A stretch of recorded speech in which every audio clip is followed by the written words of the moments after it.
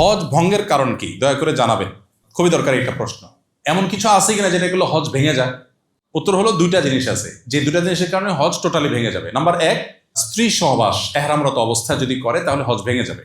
এটা দুইটা অপশন আছে। একটা হলো যে আরাফায় অবস্থানের আগে এহরাম করার পর হজের যে এহরাম হজ এবং ওমরার মধ্যবর্তী যে সময়টা আছে তামাত্তু হজকারের জন্য ওই সময় সবকিছু হালাল, সো ওইটা ভিন্ন বিষয়।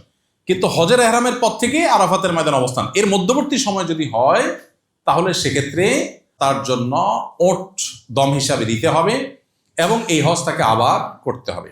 আবার যদি এর পরে হয়, আরাফাত অবস্থানের পরে হয়, ফরজ তওয়াফের আগে হয়, তাহলে সেক্ষেত্রে দম দিতে হবে এবং এই হজ আবার করতে হবে।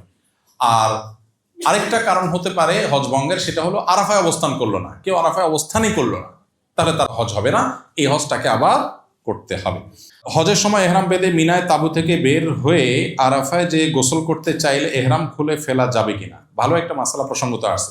আরাফায় গিয়ে একটু ফ্রেশ হয়ে গোসল করা ভালো, উত্তম, মুস্তাহাব।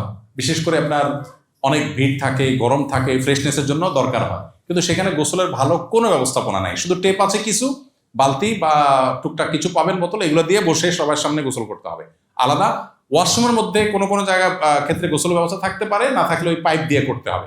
দুইটা ব্যবস্থাপনা আছে। এখানে খুবই গুরুত্বপূর্ণ একটা বিষয় হলো মা বোনদের জন্য, সেটা হলো মেজরিটি হাজিদেরকে দেখা যায় মহিলারা পর্দার কোনো বালাই নেই। অনেক পুরুষরা আছে, আপনারা প্রস্তুতিমূলক সেশনে দেখছেন, হোটেলে দেখা যাচ্ছে আপনার ওয়াইফ একটা রুমে অন্য মহিলাদের সাথে আছে, আপনি সেখানে হনহন করে ঢুকে যাচ্ছেন, সেখানে অন্যজনের ওয়াইফ আছে। মিনাতে আরাফাতে তাঁবুতে মহিলাদের তাঁবু, আপনার ওয়াইফ আছে, আপনি তাকে দূর থেকে ডাক দেন, ফোন কল দেন না, আপনি ডাইরেক্ট ঢুকে যাচ্ছেন। আমাদের একবার হজের সময় একজন চাচা ছিলেন, চাচার নাম ভুলে গেছি, খুব সবাই চাচার নাম মুখস্থ করে ফেলছে। চাচা একটু পরপর চাচিরে ডাকেন, একটু পরপর চাচিরে ডাকেন, ডাকেন চাচা, দূরের থেকে ডাকেন না, চাচা ভিতরে ঢুকে যায়। কোনোভাবে চাচা ঠেকানো যায় না, মানে এটার জন্য বহুত আইন মোকদ্দমা করে ওকে শেষ পর্যন্ত ঠেকানো যায় না বেচারাকে, কোনোভাবে সে নিয়ন্ত্রণই করতে পারে না। ওখানে তো মিনা মজদালের কথা স্বামী স্ত্রী একসাথে কোটিপতি হলেও থাকার কোনো সিস্টেম নেই, আলাদাই থাকতে হয়। তো এখানে মা বোনরা অনেকে পর্দা বোঝেন না, অনেক পুরুষরা পর্দা বোঝেন না। পর্দা না বুঝলে আপনার হজ করার মানে কি দাঁড়াবে? এই জন্য পর্দাটা আমাদের বোঝা উচিত। 20 এপ্রিল আমার ফ্লাইট, আমার স্ত্রীও আমার সাথে যাচ্ছেন। যাওয়ার সময় যদি তার মাসিক হয়ে যায় তাহলে সে তো আমাদের সাথে ওমরা করতে পারবে না, তার বিধান কি? যদি মাসিক হওয়ার কারণে যাওয়ার সময় মাসিক হয়ে যায় তাহলে সেক্ষেত্রে তিনি এহরাম পড়বেন, তালবিয়া পড়বেন, সব কিছু করবেন, শুধুমাত্র একটা কাজ করবেন না, সেটা হলো তওয়াফটা আপনি বাদ রাখবেন। অর্থাৎ হোটেলে যে ঋতুবতী অবস্থায় তিনি হোটেলে বসে খাওয়া দাওয়া করবেন, ঘুমাবেন, রেস্ট করবেন। এহরামরত অবস্থায় আছেন উনি, অতএব এহরামরত অবস্থায় নিষিদ্ধ কোনো কাজ তিনি করবেন না, চুল কাটবেন না, ইত্যাদি ইত্যাদি, সুগন্ধি ব্যবহার করবেন না। হাজবেন্ড বা অন্য যারা আছেন সাথে তারা ওমরা যথারীতি সম্পন্ন করবেন। উনি যেদিন সুস্থ হন সেদিন তিনি ওমরা করবেন, বাস। এর জন্য কোনো দম নাই, কিচ্ছু নাই, শুধুমাত্র একটাই জিনিস, ওমরার অবস্থায় যে রেস্ট্রিকশনগুলো আছে সেগুলো তাকে মেনটেন করে যেতে হবে। অর্থ এবং বিভিন্ন কার্ড ইত্যাদি কোথায় রেখে যাওয়া নিরাপদ? খুবই গুরুত্বপূর্ণ প্রশ্ন। সাধারণত হোটেলগুলো সেফ থাকে, তারপরে হোটেলগুলোতে মাস্টার কি থাকে, ওখানে হোটেলে যারা পরিচ্ছন্নতা কর্মী তারা যে কোনো সময় ঢুকতে পারে। এই জন্য খুব ভালো হয় যদি টাকা পয়সা আপনি ওখানে কোনো লকার থাকে, লকার রেখে যান। সব হোটেলে লকার থাকে না, ম্যাক্সিমাম হোটেলগুলোতে লকার থাকে না।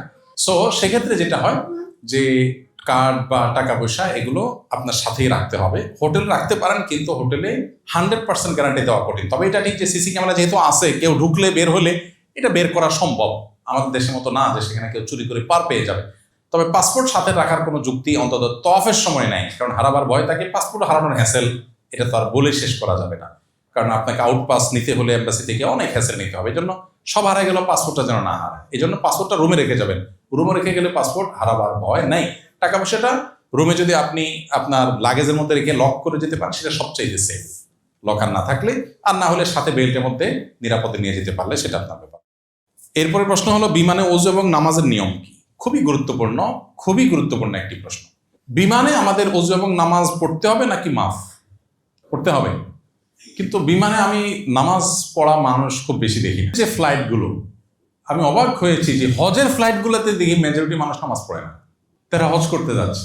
আমরা অনেকে মনে করি যে বিমান বোধ হয় আকাশে, তো এখানে শরিয়ার বিধিবিধান মনে হয় মাটিতে শুধু। ব্যাপারটা তো সেরকম না, ওখানেও কার্যকর হবে। এই জন্য নামাজের সময় নামাজ আপনাকে পড়তে হবে।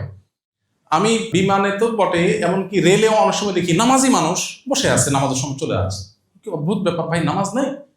আরে নবী করিম সাল্লাল্লাহু আলাইহি ওয়াসাল্লাম জিহাদের ময়দানে নামাজ পড়েছেন, জীবন মরণ যেখানে, আর আপনি এখানে একটু কষ্ট হবে, একটু হয়তো অসুবিধা হবে, আপনি নামাজ পড়ছেন না।